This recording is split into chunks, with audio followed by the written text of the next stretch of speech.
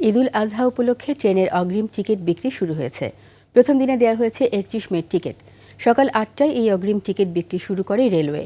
সব টিকিট মিলছে অনলাইনে, যে কারণে চিরচেনা ভিড় নেই কমলাপুর রেল স্টেশনে। তবে 17,000 টিকিটের জন্য প্রায় 30 লাখ মানুষ অনলাইনে চেষ্টা করেছে, জানান কমলাপুর রেল স্টেশনের ম্যানেজার।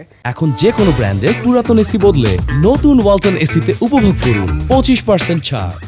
তিনি জানান, সুবিধার্থে পশ্চিমাঞ্চলের টিকিট সকাল 8টা এবং পূর্বাঞ্চলের টিকিট পাওয়া যাবে দুপুর 2টা থেকে।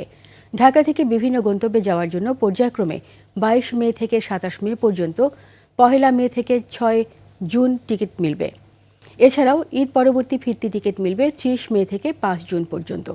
এ সময় 9 মে থেকে 15 জুনের অগ্রিম টিকিট পাওয়া যাবে।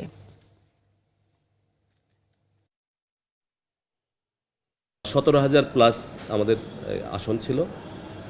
ওটার এগেনস্টে প্রায় 30 লাখ যাত্রী টিকিট ক্রয়ের চেষ্টা করছে, সার্ভারে হিট করেছে আর কি। আর অসঙ্গতির বিষয়ে কোনো তথ্য আমাদের কাছে অভিযোগ আসেনি, কোনো অসঙ্গতি আমার চোখে